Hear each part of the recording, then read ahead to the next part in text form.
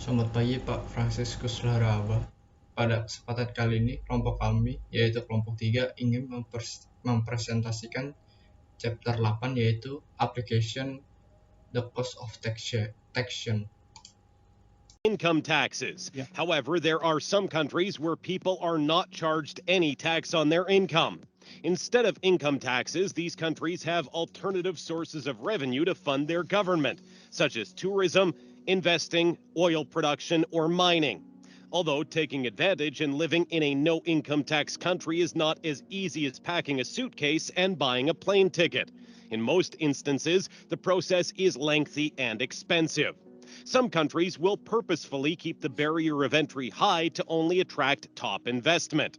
Secondly, tax authorities of different countries were hit hard by the loss of dozens of multimillionaires and billionaires who have chosen to obtain citizenship in more tax-friendly countries. In response, these authorities have made it increasingly difficult and expensive to renounce their citizenship by imposing an expatriation tax that can become extremely expensive. So here are 10 best countries with zero income tax. Number 10, St. Kitts and Nevis. The full list of countries with no income tax is, quite unsurprisingly, dominated by the Caribbean tax havens, and probably the number one choice which allows you to easily establish residency and/or citizenship is the island nation of St. Kitts and Nevis. Like the other countries on this list, St. Kitts and Nevis has no income tax at all, nor just about any taxes of any kind for that matter. They receive most of their revenue from tourism and their offshore financial industry. It is easy to establish permanent residence in St. Kitts and Nevis, and they also offer the oldest and most well-known citizenship by investment program around. The world is entering into an economic recession. Market volatility is at an all-time high. Number 9, Oman.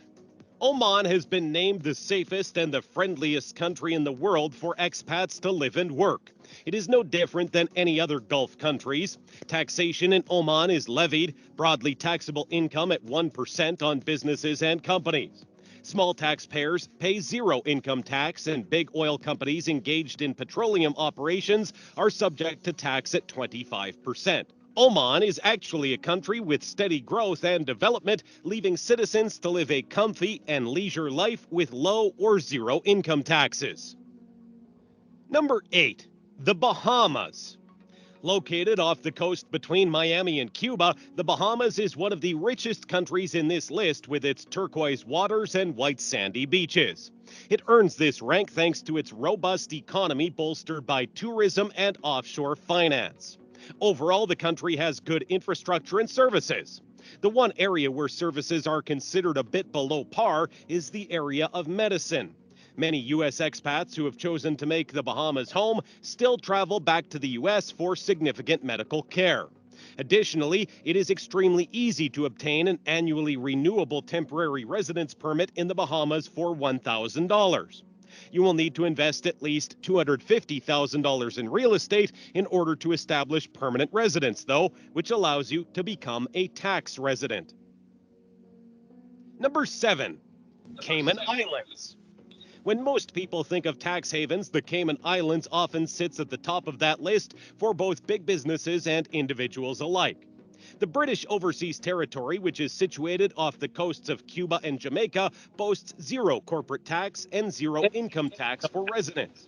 Its population is considered small at roughly 60,000 residents and is perfect for those who live for luxury and nature. Needless to say, two biggest industries in the Cayman Islands are banking, followed by finance with high interest rates.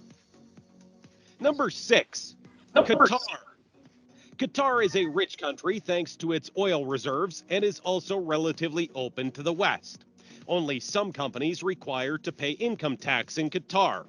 Salaries and wages aren't taxed, although some self-employment and other types of income are. This means most expats won't have to pay any Qatari income tax.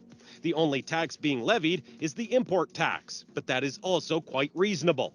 All in all, it's a good and safe place to live if you want to evade income tax or start a small business. That being said, like most countries with no income tax, it's still difficult for foreigners to attain permanent residence since requirements are strict and few lawyers specialize in the area. To even be eligible, you must have lived in the country for over 6 years. Number 5. United Arab Emirates. The UAE has a thriving economy and a more multicultural environment than the majority of countries in the Middle East. It is well known for its oil wealth, mega projects, and their high quality of life. To be exact, the Emirates are several small Gulf states, of which Dubai and Abu Dhabi are the most famous. The country does not levy income tax on individuals, however, it levies corporate tax on oil companies and foreign banks. In terms of general livability, the UAE offers one of the most multicultural communities in the region. The expat population in Dubai and Abu Dhabi has soared over the past few years, with around 90% of the total UAE population being expats. Number 4. Bahrain. After the United Arab Emirates, Bahrain is probably the most attractive Gulf state because you can become a resident here without a company assignment or without getting married. Bahrain has no personal income tax. However, citizens must pay 7% of their income in Social Security, while expats pay 1%. There are also zero taxes on renting homes and stamp duties on real estate transfers. Overall, Bahrain promises a very prosperous future for all its residents. Number 3. Bermuda. Bermuda is considered a tax haven. However, Bermuda does levy a number of taxes, such as payroll tax on employers and land taxes. There is no corporate income tax in Bermuda, and a company is considered a tax resident of Bermuda if it is incorporated in the country. However, its relatively isolated location makes Bermuda one of the most expensive cost of living spots in the Western world. It is also known for having one of the most offshore companies in the world. Furthermore, it is much more developed than most Caribbean islands, with excellent roads and public transportation. And beyond that, from its famous pink sand beaches to its upscale restaurants, Bermuda is considered one of the most scenic and pleasant countries in the Caribbean. The majority of U.S. expatriates living in Bermuda are employed in the extensive financial sector that exists in the country. Number 2. Kuwait. Another tax-free Gulf state is Kuwait. Again, the abundant oil supply allows for tax exemption, but just as in most other Gulf states, acquiring a permanent residence permit is very difficult here. Almost the only option for this is to be sent into the country by a company. Also, the Kuwaiti dinar is the most valuable currency in the world. The high value of its currency is explained by significant oil exports into the global market. Number 1. Monaco. Well known as a perennial vacation playground for ultra-high net worth individuals, Monaco is considered a tax haven because of its tax laws and policies. A person must live in the principality for 6 months and 1 day out of the year to be considered a resident. Monaco does not collect capital gains taxes and does not levy net wealth taxes. Additionally, it has one of the lowest crime rates of any country in the world. However, one drawback is Monaco is also one of the most expensive places in the world to live. Accessing Monaco's income tax-free financial environment is quick but not cheap. A legal residence permit can be obtained in less than 3 months, but does require depositing approximately $500,000 in a Monaco bank. Thanks for watching. Be sure to subscribe for more amazing content. Meet Grammarly Business. Demikian penyampaian tadi. Dari video tadi kita bisa lihat strategi bisnis ya dalam sebuah negara dalam konteks pendekatan pajak ya dalam konteks aplikasi. Kalau kita melihat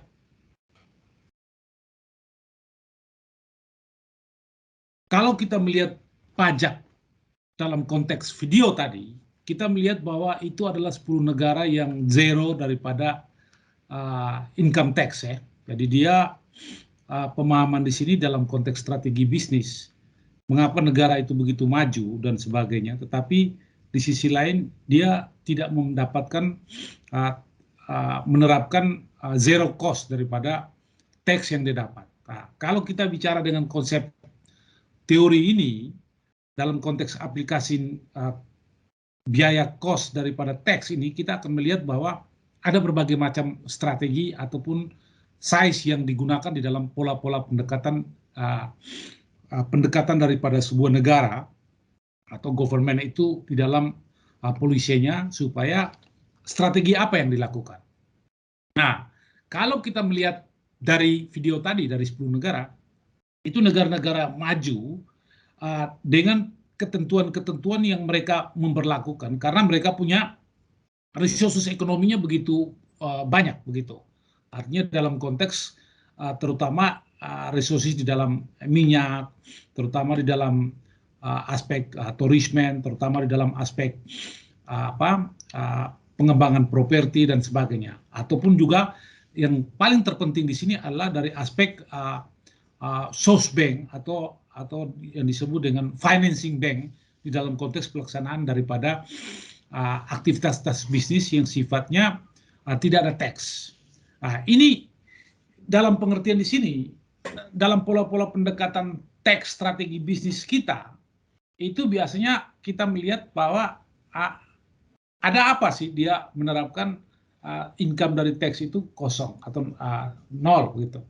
Artinya apa di sini? Kita melihat bahwa aspek di dalam pola pendekatan pajak itu supaya ada reaksi daripada khalayak konsumtif ataupun investor melakukan investasi di situ. Karena apa? Di dalam perilaku tax ini atau tindakan-tindakan dalam penerapan tax, kadang orang nggak mau masuk atau aktivitas bisnis nggak akan berjalan kalau terjadi suatu cost atau biaya pajak yang begitu tinggi. Kita bisa membayangkan orang-orang kaya, misalnya seperti pemain-pemain sepak bola, Anda bisa bayangkan, dia melakukan pemindahan uangnya dan bahkan ada yang pindah negara karena terlalu terbebani dengan tax dan sebagainya. Nah, ini pola-pola pendekatan. Oleh karena itu kita melihat dari sisi tax barang di dalam konteks pembelian, apakah dari sisi permintaan atau penawaran, ada aspek apa atau sisi apa yang kita bisa mengetahui di dalam konteks tax itu sendiri. Maka dikenal dengan deadweight loss of taxation. Nah, kalau kita melihat tax di dalam konteks beberapa produksi dalam konteks barang dan sebagainya dalam itu, kita akan melihat bahwa ada yang lower quantity sold gitu dalam konteks price itu sendiri. Maka yang terpenting di sini adalah bukan dalam konteks tax yang memberikan implikasi kepada aspek yang sifatnya lihat dan sebagainya. Tapi ada struktur daripada pajak itu memberikan implikasi positif kepada konsumen ataupun kepada sisi produsen. Nah, ini kita melihat misalnya pada posisi efek daripada tax itu. Kalau kita lihat pada grafik ini, misalnya dalam konteks price dan quantity pasti akan berbeda. Jadi kalau kita lihat price pada saat kita mau melakukan buyer mau membeli pada proporsi tertentu, dia pasti akan melihat bahwa berapapun jumlah quantity yang didapatkan, di dalamnya pasti ada tax ataupun tanpa tax. Kalau tanpa tax, reaksi quantity-nya pasti berbeda, termasuk juga reaksi price-nya pasti akan berbeda. Misalnya price buyer pay pada posisi quantity tanpa tax, pasti dia akan reaksi size of tax-nya pasti akan juga berbeda. Tapi kalau sudah dengan tax, pasti juga akan berbeda, gitu. Jadi itu yang perlu dilihat dalam konteks pergerakan daripada kekuatan permintaan dan penawaran, misalnya tanpa tax ataupun menggunakan tax, gitu. Dalam konteks price yang sudah ditetapkan. Nah, dalam konteks price yang sudah ditetapkan, biasanya produsen itu misalnya dalam proses penjualan barang, dia pasti akan membebankan kepada sisi konsumen ataupun sisi internal perusahaannya dia juga. Nah, sehingga harga yang ditentukan ada sudah termasuk dalam unsur pasar, unsur pajak. Maka oleh karena itu, kalau sudah masuk di dalam unsur tax ini, kuantitinya pasti akan berbeda di dalam proses penjualan barang ataupun jasa yang akan ditawarkan. Nah, ini yang perlu dilihat di dalam konteks orientasi daripada tax itu sebenarnya, teman-teman sekalian, reorientasinya adalah untuk kesejahteraan, bukan berarti cenderung negatif, tetapi orientasinya untuk kepentingan publik, terutama di dalam konteks pengembalian kepada masyarakat kembali. Misalnya, contohnya Anda menggunakan mendapatkan fasilitas busway, mendapatkan fasilitas MRT atau tren fasilitasnya. Itu adalah proses di mana akumulasi penggunaan pajak yang kita berikan di dalam konteks pelayanan publik terhadap transportasi publik dan sebagainya. Nah, itu dari bagian ini. Tapi pada sisi konsumer, buyer pada konsumer surplus atau seller pada produser surplus, pemerintah pasti akan menentukan aspek di dalam konteks bagaimana tax itu akan diberikan dan memberikan insentif positif terhadap publik ataupun masyarakat ataupun warganya. Nah, ini yang terjadi pada aspek-aspek yang memberikan implikasi positif terhadap suatu negara dalam konteks pelayanan. Nah, biasanya teman-teman sekalian perlu ketahui bahwa tax yang terjadi di dalam sebuah negara secara garis besar, kita mengalami proses perubahan tax yang cukup besar gitu. Misalnya kemarin ada istilah tax amnesty misalnya, ataupun di negara-negara lain ada dalam konteks ini. Dalam konteks untuk membuka ruang uang itu masuk atau investor itu masuk, termasuk investor lokal dan sebagainya, dia harus memudahkan suatu proses pelayanan tax atau pajak itu sendiri. Nah, ini yang perlu dilihat di dalam konteks berapa size yang dibutuhkan di dalam price yang digunakan, beda dalam proses pelaksanaan.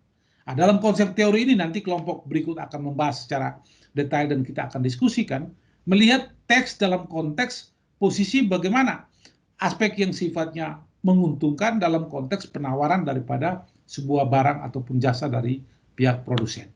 Nah, pada aspek tax effect dalam konteks kesejahteraan pasti akan berbeda dalam konteks pergerakan. Nah, maka oleh karena itu teman-teman jangan melihat dari kompirasi daripada pergerakan tax itu dilihat dari kurva dan sebagainya, tapi Anda hanya melihat bagaimana reaksi misalnya price dan quantity memberikan implikasi terjadinya tanpa tax ataupun tanpa pajak ataupun telah menggunakan pengenaan pajak. Pasti akan berbeda. Kalau pada price buyer misalnya tanpa pajak, without P, dia pasti berada pada level P1 pada break-even point-nya antara price dan quantity yang dapat yaitu Q1. Tapi kalau misalnya price atau harga yang ditawarkan sudah terkena pajak, pasti akan berbeda dalam konteks pergerakan dari ABD sampai dengan F. Itu akan berbeda akumulasinya pada aspek ini. Nah, ini nanti teman-teman kelompok ini baru akan melihat. Maka oleh karena itu akumulasi without tax dan tax ini itu pasti akan berbeda. Kalau consumer surplus tanpa tax misalnya, dia pasti akan AB dan C, pasti gitu. Kalau misalnya produser surplus, maka pasti DEF, dia pasti ada posisi DEF, dia pasti gitu. Tapi kalau sudah with tax consumer surplus, dia pasti ada posisi pada A aja, pasti akan reaksi pasarnya pada gitu. Sebaliknya produser surplus, dia pasti pada F aja gitu.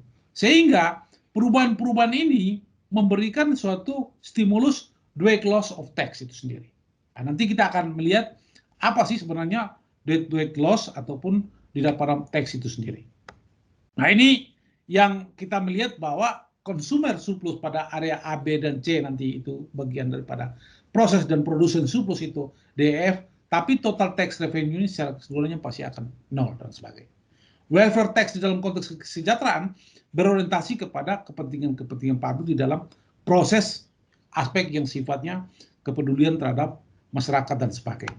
Nah, ini yang perlu dijelaskan di dalam konteks apakah duit loss atau tax loss history bagian daripada proses itu sendiri.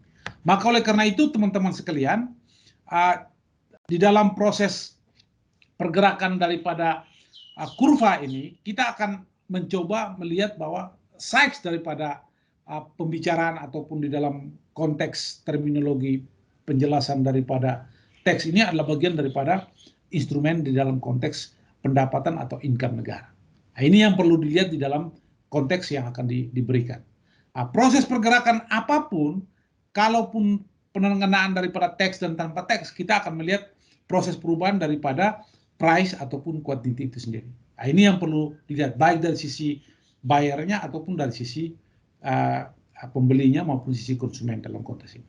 Nah, ini yang perlu Anda pahami dalam determinan duit loss.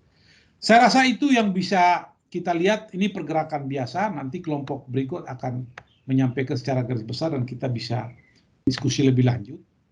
Termasuk juga elasticity dalam proses perubahan daripada permintaan ataupun penawaran dari sisi perubahan teks ataupun tanpa teks gitu.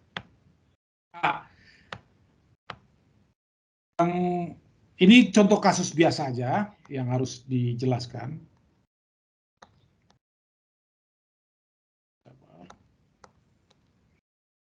Ini kasus biasa ya, Ronald Reagan menerapkan dari sebuah negara pajak dan sebagainya. Jadi secara sederhana perlu teman-teman ketahui bahwa kalau kita melihat daripada apapun kasusnya di dalam konteks pajak itu sendiri, reorientasinya adalah bagaimana penerapan pajak itu untuk kesejahteraan. Nah, kalau kita lihat video tadi, itu ada negara-negara yang tidak menetapkan pajak. Dalam proses tidak menetapkan pajak itu, tetapi dia punya resource-nya cukup bagus. Reorientasinya apa?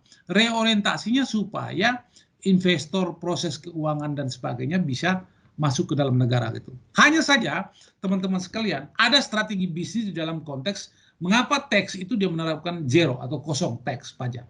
Tetapi di dalam proses negara-negara tersebut di dalam konteks lifestyle-nya atau biaya hidupnya setelah kita masuk ke dalam pasti sangat tinggi.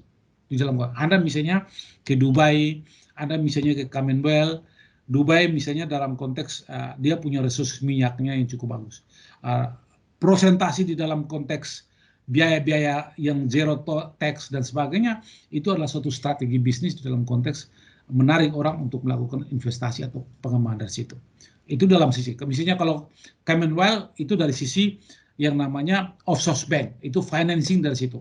Jadi Anda memasukkan uang di situ tanpa tax, tanpa pajak kalau Anda menyimpan uang di situ. Artinya kontrol dalam proses pembiayaan yang sifatnya administrasi tapi nilai zero daripada tax yang dibebankan. Nah ini apa maksudnya? Di dalam perspektif pendekatan dalam konteks pembangunan dia pasti akan melakukan, tetapi penerapan strategi bisnisnya orang lebih lama di situ, orang lebih nyaman di situ, disitulah proses konsumtif di dalam penerapan dalam proses pelayanan. Dalam akses ini biasanya sumber daya atau resources yang dia butuhkan dalam termin bidang ataupun dalam konteks keuangan ataupun dalam konteks resources energinya itu cukup banyak. Perlu dieksplorasi dan eksploitasi dalam konteks pengembangan daripada investasi. Nah, kalau kita masuk kepada teori dan topik kita sini, kita harus melihat bahwa ada posisi di mana posisi pemerintah dalam menerapkan pajak ataupun strategi penerapan pajak, apakah pajak itu dalam konteks zero ataupun yang kita disebut dengan dalam konteks misalnya tax amnesty dan sebagainya ada strategi bisnis, itu punya tujuan untuk menarik. Hanya saja penerapan dalam konteks pajak di dalam konteks memberikan insentif yang orientasinya pasti akan kembali kepada publik di dalam konteks pembuatan pelayanan-pelayanan publik, apakah transportasi, apakah infrastruktur dan sebagainya. Itu akan kembali ke situ reorientasinya. Strategi bisnis di dalam konteks penerapan untuk mendapat income pendapatan daripada suatu negara. Nah, ini yang secara garis besar, baik secara teori maupun konsep praktikal, kita bisa membandingkan zero tax itu bermaksudnya untuk apa. Nah, reorientasinya untuk menarik investasi, investor untuk tarik situ baik dari sisi. Tapi mereka punya resources mineral ataupun minyak atau resources keuangan mereka sudah siap, begitu. Secara stabilize di dalam konteks mengembangkan wilayah tersebut. Tapi kalau negara yang mempunyai penerapan tax untuk kemudahan-kemudahan dan sebagainya, karena tax yang akan dikenakan itu juga akan kembali kepada masyarakat. Kembali kepada konsep teori di dalam konteks pembelajaran kita hari ini, nanti kelompok berikut akan menerapkan apa yang menjadi esensi dasarnya itu, deadlocks dan sebagainya, itu bagian daripada strategi posisi baik pada proporsi kekuatan permintaan atau penawaran dilihat daripada sisi price-nya itu sendiri, harga dan juga dilihat dari berapa jumlah quantity yang ditawarkan atau jumlah quantity yang didapatkan. Nah, tinggal kita lihat apakah ada posisi surplus di tingkat konsumen atau produsen atau sebaliknya, begitu. Tapi kalau kita lihat dari sisi aspek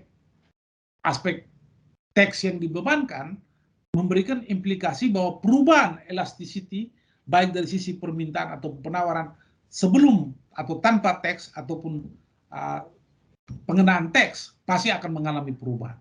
Reaksi sisi permintaan dan penawaran apakah dari sisi price ataupun quantity juga pasti berubah.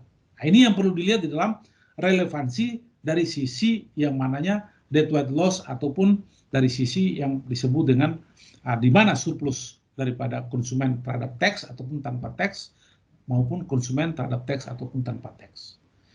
Sampai di sini mungkin dari video tadi ataupun dari gambaran singkat nanti kita akan bahas lebih lanjut. Ada komen atau ada komentar dari teman-teman?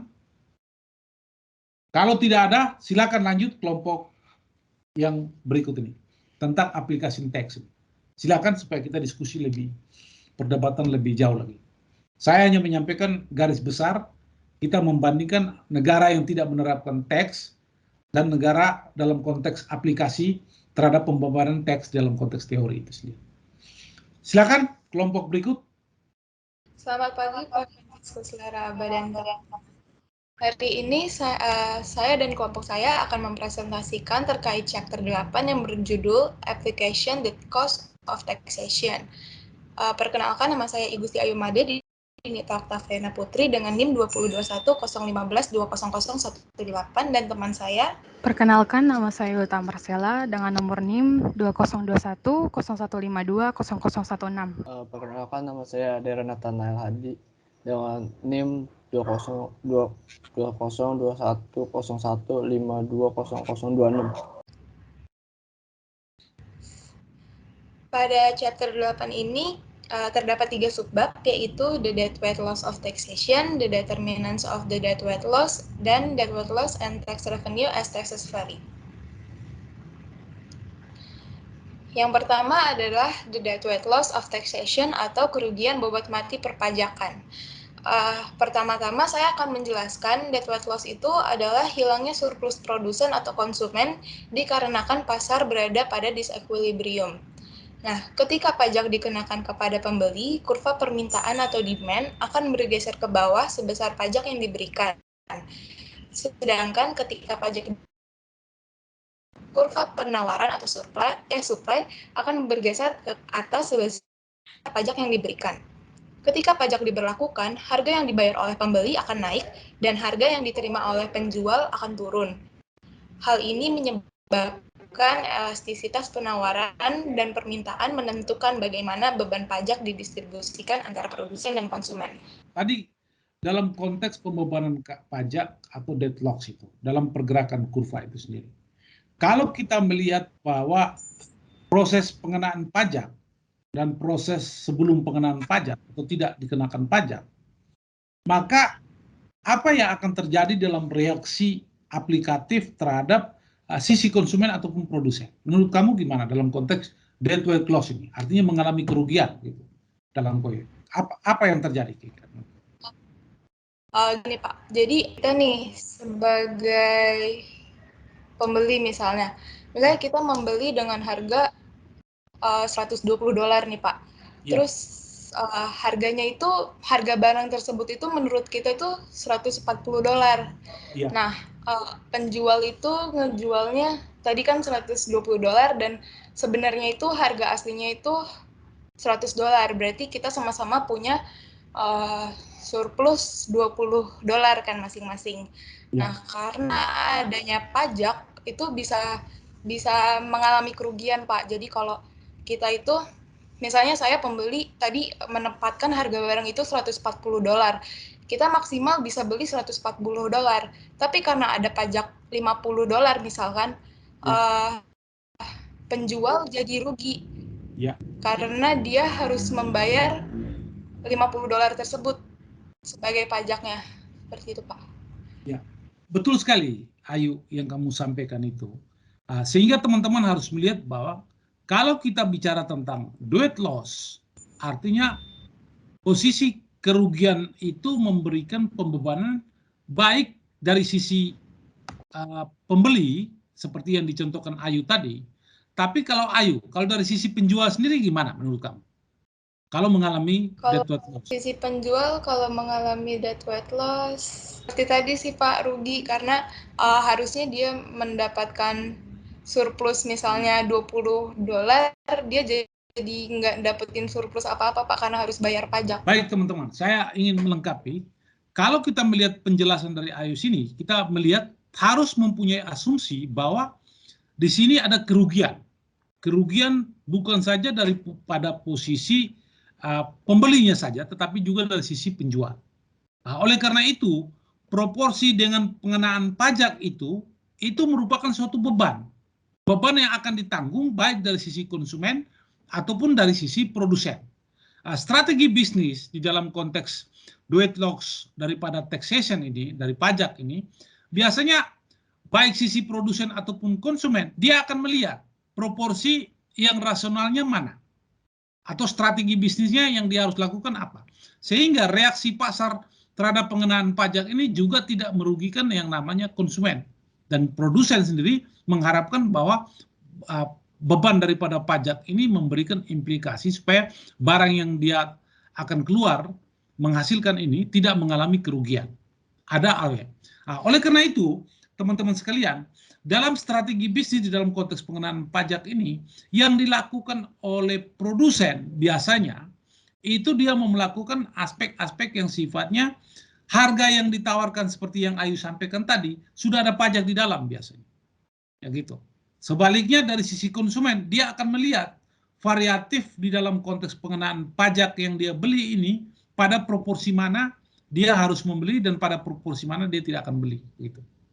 Tapi kalau pada saat dia beli dengan proses pengenaan pembebanan pajak ini, dia pasti akan mengalami kerugian. Maka pergerakan daripada price yang sudah dikena pajak dengan quantity yang jumlah pajak pasti akan berbeda dalam cost-nya.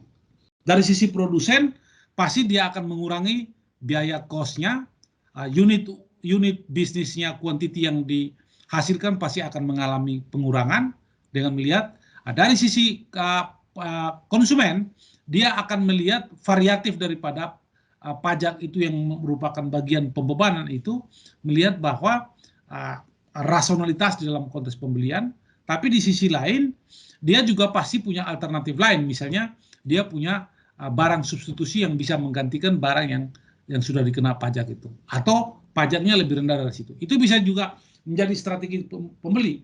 Tetapi kalau dalam konteks kena pajak dan tanpa kena pajak, itu ada proporsi di dalam proses keputusan, baik dari sisi pembeli ataupun sisi penjual itu sendiri. Hanya saja teman-teman sekalian, ini secara teori.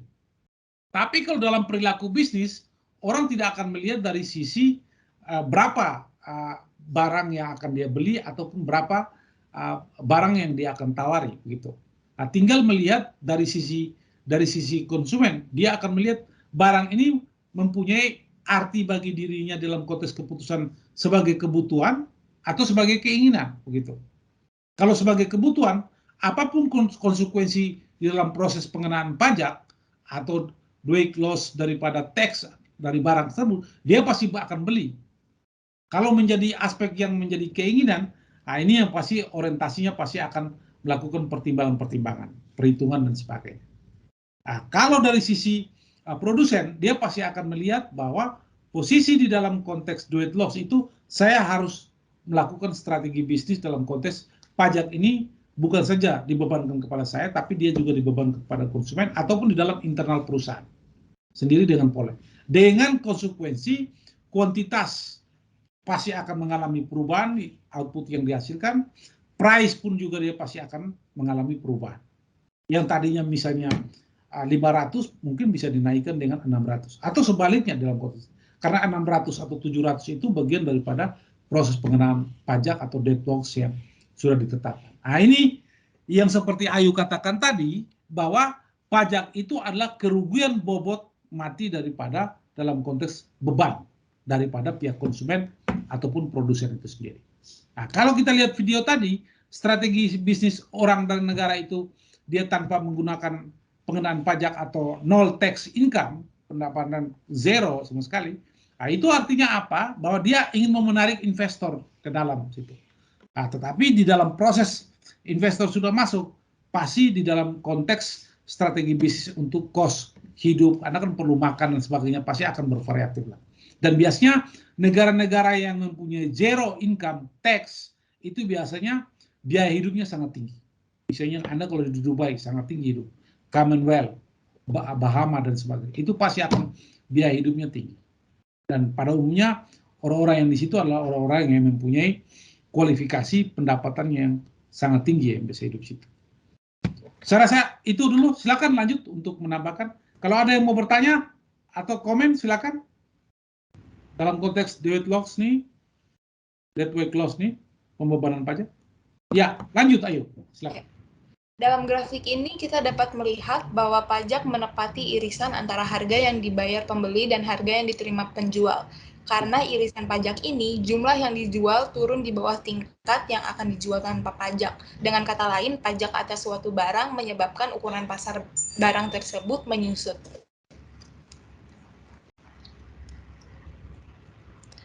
How a tax affect market participants, atau bagaimana pajak mempengaruhi perilaku pasar. Kita harus memperhitungkan bagaimana pajak itu mempengaruhi pembeli, penjual, dan pemerintah. Manfaat yang diterima oleh pembeli di pasar dapat diukur dengan surplus konsumen, dan manfaat yang diterima oleh penjual di pasar dapat diukur dengan surplus produsen. Bagaimana dengan pemerintah? Di sini saya akan menjelaskan. Jika T adalah besarnya pajak dan Q adalah jumlah barang yang dijual, maka pemerintah mendapatkan total penerimaan pajak sebesar T dikalikan dengan Q. Penerimaan pajak ini dapat digunakan untuk memberikan pelayanan seperti pembuatan jalan, pendidikan masyarakat, atau membantu yang membutuhkan. Oleh karena itu, untuk menganalisis bagaimana pajak mempengaruhi kesejahteraan ekonomi, dapat diukur melalui manfaat yang diterima publik dari pajak yang ada. Pada grafik ini menunjukkan bahwa penerimaan pajak pemerintah diwakili oleh persegi yang diarsir antara kurva penawaran dan permintaan. Tinggi persegi ini dilambangkan dengan ukuran pajaknya atau T, sedangkan lebar persegi adalah jumlah barang yang dijual atau Q. Maka dapat disimpulkan bahwa penerimaan pajak adalah T dikalikan dengan Q. Welfare without a tax, welfare with a tax, change in welfare, atau kesejahteraan tanpa pajak dengan pajak dan perubahan kesejahteraan. Tadi sempat disinggung oleh Pak Frans, tetapi di sini saya akan menjelaskan. Ya. Untuk kesejahteraan tanpa pajak. Untuk melihat bagaimana pajak mempengaruhi kesejahteraan, dapat dimulai dengan mempertimbangkan kesejahteraan sebelum pemerintah mengenakan pajak. Pada gambar ini menunjukkan diagram penawaran dan permintaan dengan area utama yang ditandai dengan huruf A hingga F. Karena tanpa adanya pajak, harga dan kuantitas equilibrium ditemukan pada perpotongan kurva penawaran dan permintaan. Harganya adalah P1 dan jumlah yang terjual adalah Q1. Karena kurva permintaan mencerminkan kesediaan pembeli untuk membayar, surplus konsumennya adalah area antara kurva permintaan yaitu A plus B plus C. Demikian pula, karena kurva penawaran mencerminkan biaya penjual, surplus produsennya adalah area antara kurva penawaran yaitu D plus E plus F. Dalam hal ini, karena tidak adanya pajak, penerimaan pajak adalah 0. Untuk menghitung surplus total dapat dilakukan dengan menjumlah surplus produsen dan konsumen, yaitu A plus B plus C plus D plus E dan plus F. Sekarang saya akan menjelaskan kesejahteraan dengan pajak. Harga yang dibayar pembeli naik dari P1 ke PB, sehingga surplus konsumen sekarang hanya sama dengan area A. Sedangkan harga yang diterima penjual turun dari P1 ke PS, sehingga surplus produsen sekarang hanya sama dengan area F. Sedangkan kuantitas yang dijual turun dari Q1 ke Q2, dan pemerintah mengumpulkan pendapatan pajak yang sama dengan luas B plus D. Untuk menghitung total surplus dengan pajak, kita tambahkan surplus konsumen, surplus produsen, dan pendapatan pajak. Jadi dapat disimpulkan bahwa total surplus adalah A plus B plus D dan plus F. Pada perubahan kesejahteraan, setelah melihat dampak pajak dengan membandingkan kesejahteraan sebelum dan sesudah pajak diberlakukan, kolom ketiga pada tabel di gambar ini menunjukkan perubahan. surplus konsumen turun di area B plus C, dan surplus produsen turun di area D plus E. Sedangkan penerimaan pajak naik di area B plus D. Tidak heran jika pajak membuat pembeli dan penjual menjadi lebih buruk dan pemerintah menjadi lebih baik. Perubahan kesejahteraan total meliputi perubahan surplus konsumen yang bernilai negatif, serta perubahan surplus produsen yang juga bernilai negatif, dan perubahan penerimaan pajak yang bernilai positif. Ketika kita menambahkan ketiga bagian ini bersama-sama, kita menemukan bahwa total surplus di pasar turun sebesar area C plus E. Dengan demikian, kerugian pembeli dan penjual dari pajak melebihi pendapatan yang diperoleh oleh pemerintah.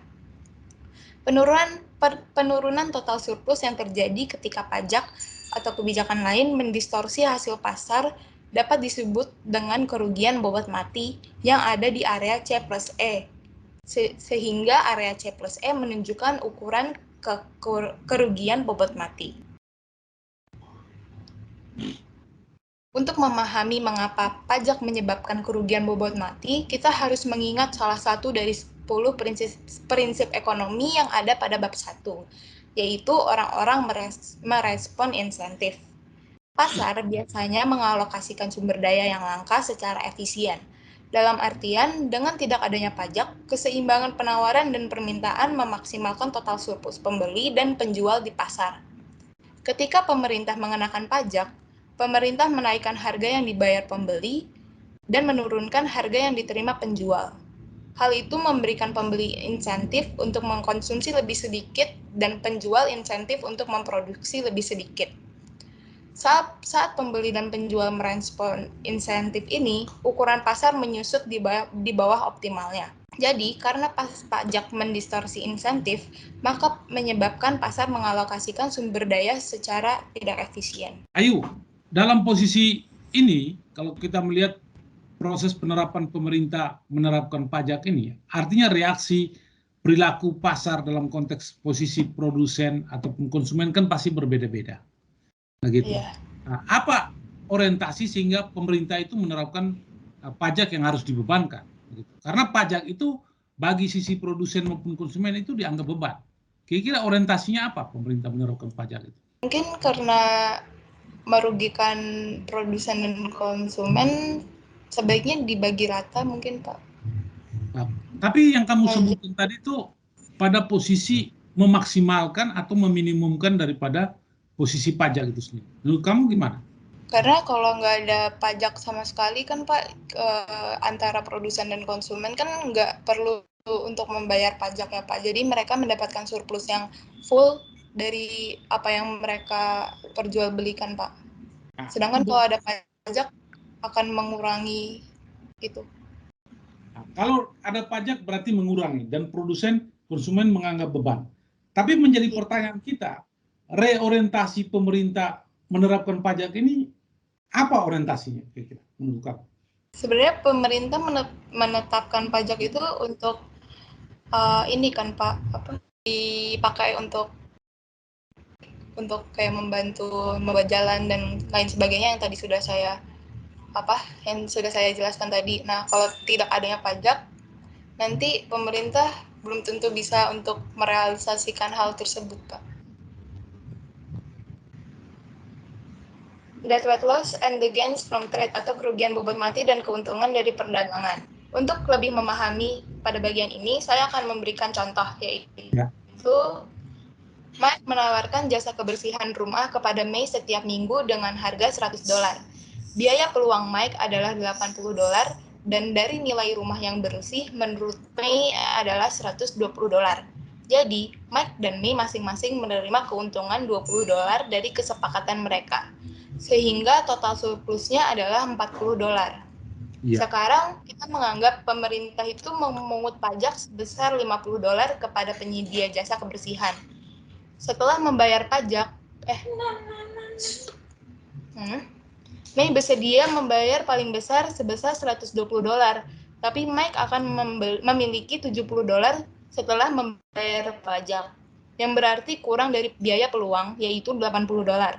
Sebaiknya, agar Mike menerima biaya peluang uang sebesar $80, Mei harus membayar sebesar $130 yang merupakan nilainya itu di atas nilai dari $120 yang ia tempatkan untuk sebuah rumah yang bersih. Akibatnya, Mei dan Mike membatalkan perjanjian mereka. Mike kehilangan penghasilan dan Mei tinggal di rumah yang lebih kotor. Mereka masing-masing kehilangan $20 dari surplus. Dari contoh ini, kita dapat melihat sumber utama kerugian bobot mati adalah pajak, karena pajak mencegah pembeli dan penjual menyadari beberapa keuntungan dari perdagangan. Area segitiga antara kurva penawaran dan permintaan yang diciptakan oleh irisan pajak, area C plus E pada gambar 3 yang tadi, mengukur kerugian ini. Kesimpulan ini dapat dilihat lebih mudah pada grafik ini yang sedang di-share, dengan mengingat bahwa kurva permintaan itu mencerminkan nilai barang bagi konsumen dan kurva penawaran mencerminkan biaya produsen. Ketika pajak menaikkan harga yang dibayar pembeli ke PB dan menurunkan harga yang diterima penjual ke PS, pembeli dan penjual meninggalkan pasar. Ketika pemerintah memberlakukan pajak atas barang, kuantitas terjual akan turun dari Q1 ke Q2. Pada setiap kuantitas antara Q1 dan Q2, potensi keuntungan dari perdagangan antara pembeli dan penjual tidak terrealisasi. Akibatnya, perdagangan ini dilakukan setelah pajak dikenakan. Kerugian bobot mati merupakan surplus yang hilang karena pajak menghambat perdagangan yang saling menguntungkan ini. Selamat pagi teman-teman semua. Saya akan membahas tentang the determinant of the deadweight loss atau penentu kerugian bobot mati. Apa yang menentukan kerugian bobot mati? Apakah dari pajak besar ataukah pajak kecil? Jawabannya adalah elastisitas harga penawaran dan permintaan yang mengukur seberapa banyak kuantitas yang ditawarkan dan kuantitas yang diminta merespon perubahan harga. Mari kita pertimbangkan dulu bagaimana elastisitas penawaran mempengaruhi ukuran kerugian bobot mati. Pada gambar A dan B, kurva permintaan dan besarnya pajak adalah sama. Satu-satunya perbedaan dalam kedua gambar ini adalah elastisitas kurva penawaran. Pada gambar A, kurva penawaran relatif tidak elastis. Kuantitas yang ditawarkan hanya bereaksi sedikit terhadap perubahan harga. Ketika supply atau penawaran relatif tidak elastis, kerugian bobot mati pajak itu kecil. Sedangkan pada gambar B, kurva penawaran relatif elastis. Kuantitas yang ditawarkan merespon secara substansial terhadap perubahan harga. Ketika supply atau penawaran relatif elastis, bobot mati kerugian pajak cukup besar. Perhatikan bahwa kerugian bobot mati area segitiga antara kurva penawaran dan permintaan lebih besar ketika kurva penawaran lebih elastis. Berikut merupakan gambar kurva yang menunjukkan bagaimana elastisitas permintaan mempengaruhi ukuran kerugian bobot mati. Pada gambar C dan D, kurva penawaran dan besarnya pajak dipertahankan konstan. Pada gambar C, kurva permintaan relatif tidak elastis dan kerugian bobot matinya kecil. Pada gambar D, kurva permintaan lebih elastis dan kerugian bobot matinya besar. Next. Dari gambar kurva tersebut dapat kita simpulkan bahwa pajak memiliki kerugian bobot mati karena mendorong pembeli dan penjual untuk mengubah perilaku mereka. Kemudian pajak menaikkan harga yang dibayar oleh pembeli sehingga mereka mengonsumsi lebih sedikit. Dan pada waktu yang sama, pajak juga menurunkan harga yang diterima oleh penjual sehingga mereka memproduksi lebih sedikit.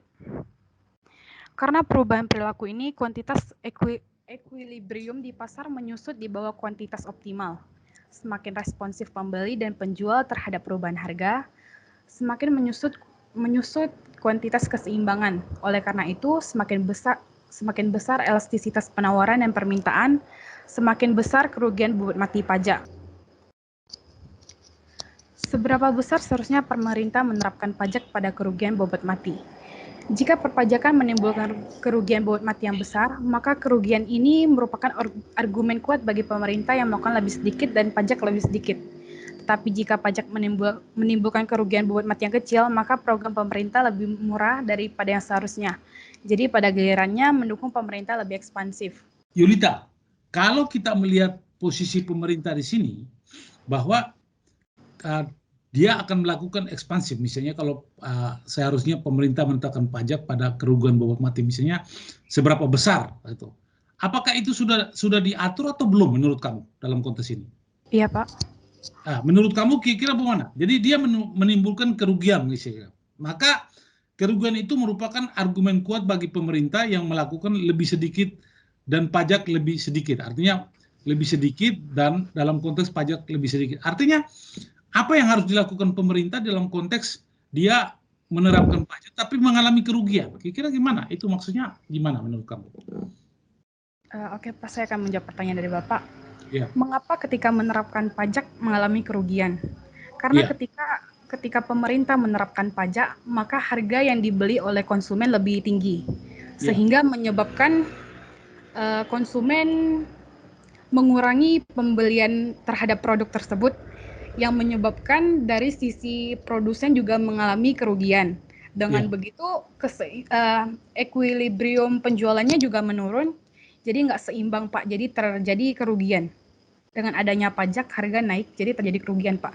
Karena konsumennya juga, ketika ada pajak kan harganya naik ya, Pak. Jadi konsumen, karena harganya tinggi, konsumen mengurangi pembeliannya, Pak. Oke, baik. Begini teman-teman, saya melengkapi apa yang Yulita sampaikan.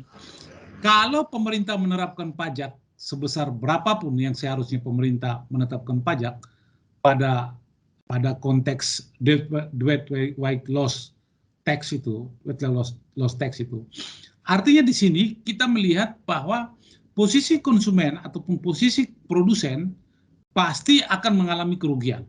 Itu pasti sendirinya. Sehingga apapun menjadi keputusan pemerintah, dia tetap menerapkan pajak. Gitu.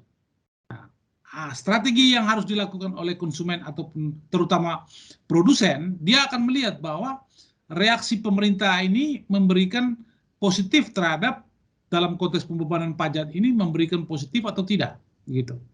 Nah, posisi konsumen, dia hanya melihat bagaimana kuantiti yang ditawarkan itu dengan price yang sudah ditentukan itu memberikan implikasi positif sebagai suatu kebutuhan atau keinginan.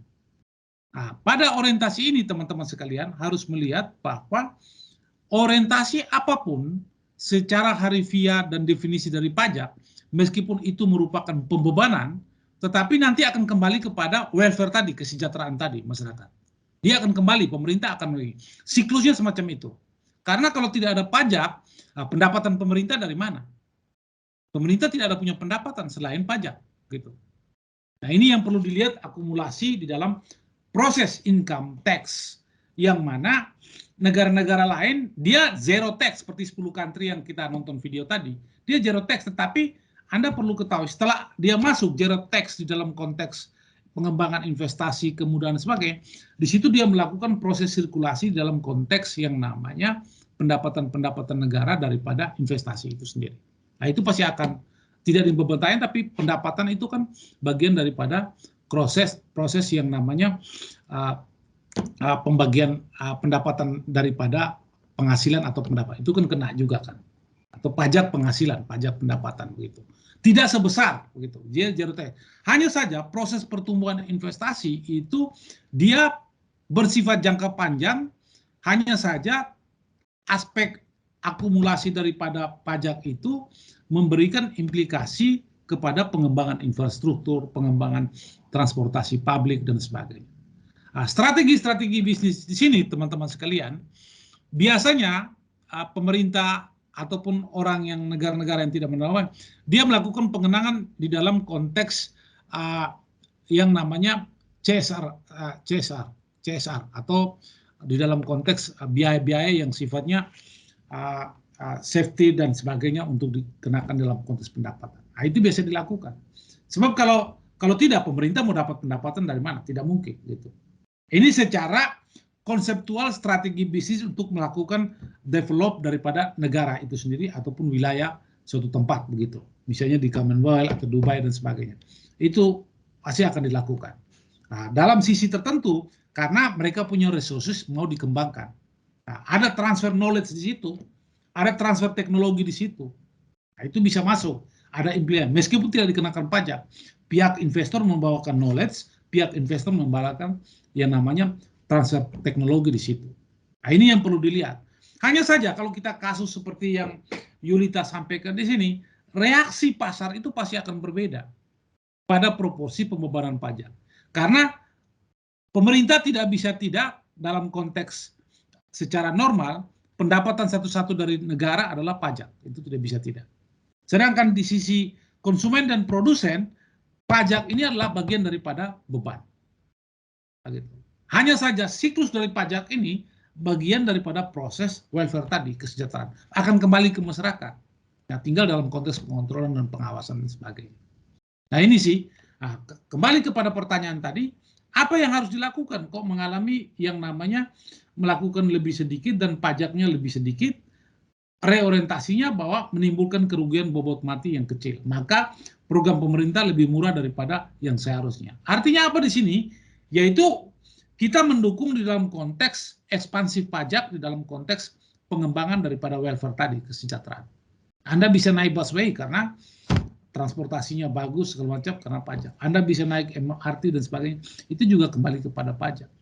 Nah, pertanyaan kita lebih jauh, bagaimana kalau pendapatan nasional kita atau pendapatan negara kita yang bagian daripada salah satu alternatif adalah pajak, mengalami tidak keseimbangan atau mengalami defisit anggaran. Ya, pasti akan dilakukan strategi peminjaman ataupun melakukan G2G atau government to government dalam antar negara dalam konteks untuk menutup daripada defisit anggaran itu sendiri. Nah, ini yang perlu dilakukan begitu dalam proporsi gini. Hanya kasus ini kan sederhana yang disampaikan Yulita tadi adalah bagian daripada proses pengenaan pajak itu memberikan kerugian daripada pembebanan daripada konsumen atau produsen. Nah, proses ekspansif pajak pemerintah lakukan itu adalah bagian daripada welfare ataupun untuk orientasi kesejahteraan. Karena pemerintah punya pendapatan ya dari pajak itu, tidak ada bisa dilakukan kalau tanpa pajak. Pertimbangan pajak yang paling penting dalam ekonomi Amerika Serikat. Ya. Pajak tenaga kerja, pajak jaminan sosial, pajak Medicare, dan sebagian besar pajak pendapatan federal adalah pajak tenaga kerja. Pajak tenaga kerja menempatkan selisih antara upah yang dibayar perusahaan dan upah yang diterima pekerja. Next. Untuk pekerja biasa, jika semua bentuk pajak tenaga kerja dijumlahkan, tarif pajak marginal atas pendapatan tenaga kerja pajak atas dolar pendapatan terakhir adalah sekitar 40%. Besaran pajak tenaga kerja mudah ditentukan, tetapi menghitung kerugian bobot mati dari pajak ini kurang mudah. Para ekonom tidak setuju tentang apakah pajak tenaga kerja 40% ini memiliki kerugian bobot mati kecil atau besar. Sekian yang dapat saya sampaikan, presentasi akan dilanjutkan oleh teman saya Darren. Oke, silakan Darren. Ya, saya akan menjelaskan tentang deadweight loss dan tax revenue as tax vary. Kita sudah tahu apa itu deadweight loss dan tax revenue. Sekarang kita ingin tahu apa terjadi kepada deadweight loss dan tax revenue jika pajaknya terus berubah.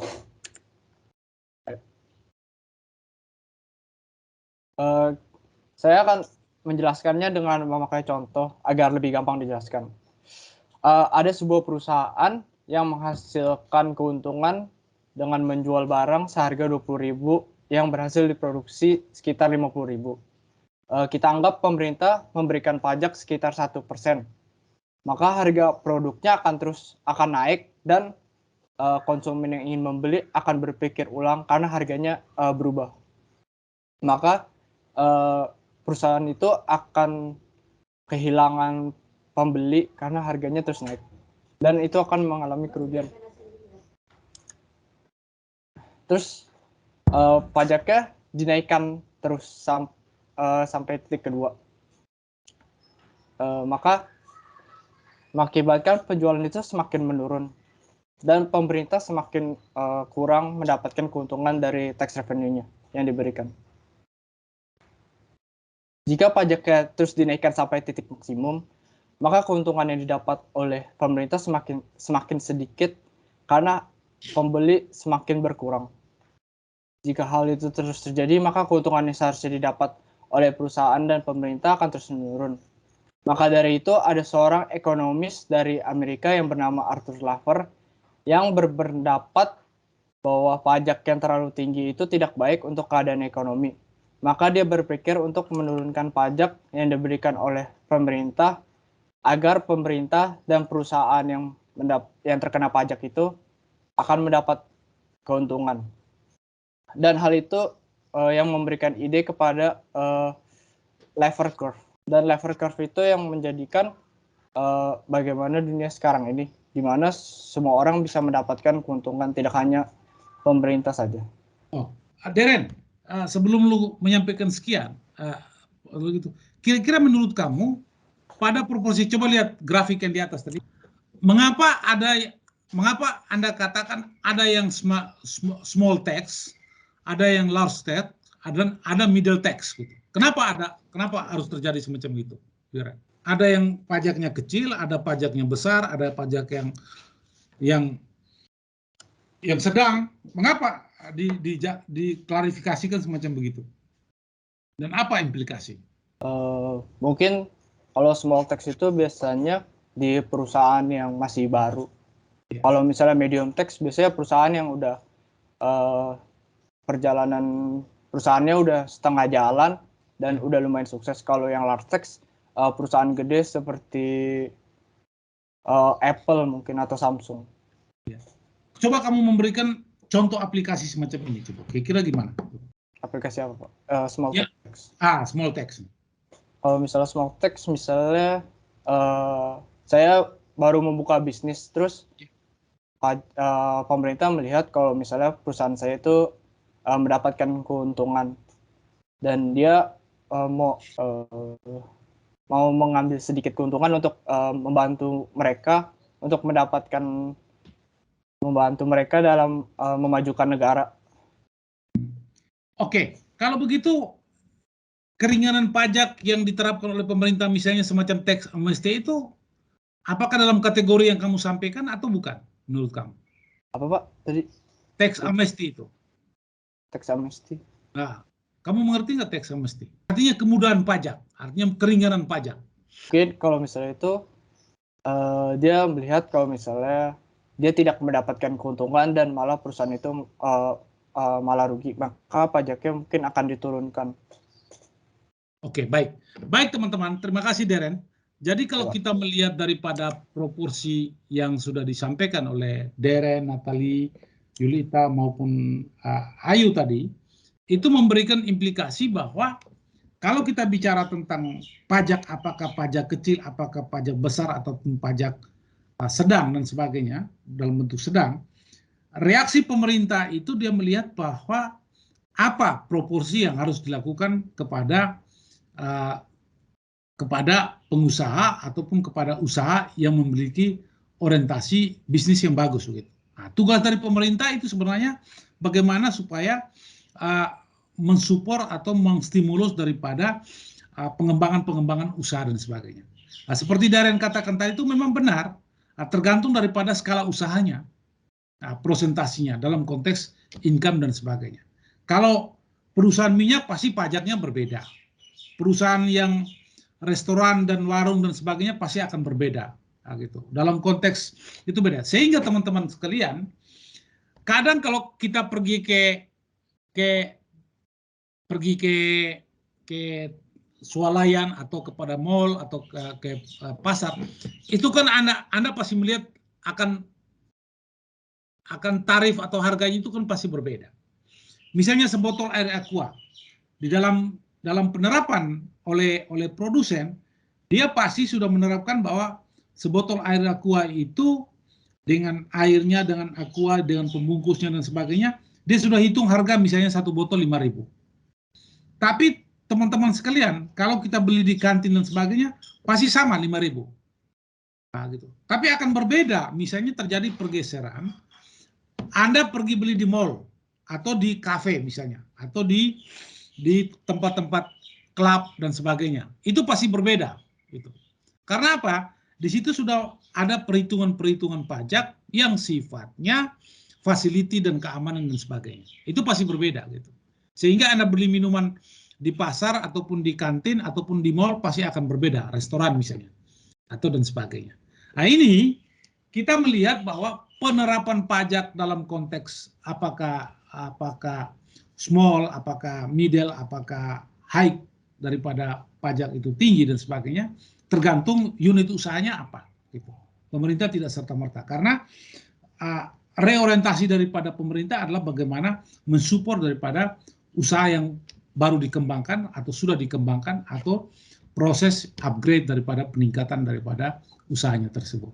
Nah, ini yang harus dilihat sehingga orang punya gairah untuk berbisnis atau berusaha, karena juga akan kembali kepada aspek teks.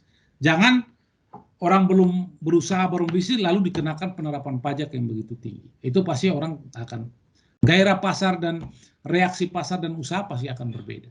Nah, pada aspek ini proses pergerakan daripada teori konsep daripada price dan quantity itu memberikan implikasi sebelum pajak pasti akan berbeda. Tapi setelah pajak pasti akan mengalami perubahan. Karena apa? Pajak itu bagi konsumen ataupun produsen itu adalah bagian daripada pembebanan. Bagi pemerintah itu adalah bagian dari pendapatan. Nah, tinggal kita melihat dalam konteks pergerakan atau reaksi daripada keputusan pihak konsumen ataupun produsen pada aspek itu. Nah, kalau dalam konteks negara, ya negara dia ada beberapa negara tadi yang seperti di video tadi, dia tidak menerapkan pajak atau zero income tax, hanya saja ada proses akumulasi di dalam proses pendapatan daripada usaha untuk mengembangkan wilayah itu. Dan resources keuangan itu siap di dalam konteks menyiapkan untuk mengatasi zero income tax tadi. Gitu. Itu udah bisa disiapkan. Nah, maka oleh karena itu negara-negara yang zero income tax itu biasanya biaya hidupnya sangat tinggi. Sekian dari kelompok kami. Terima kasih sudah menonton.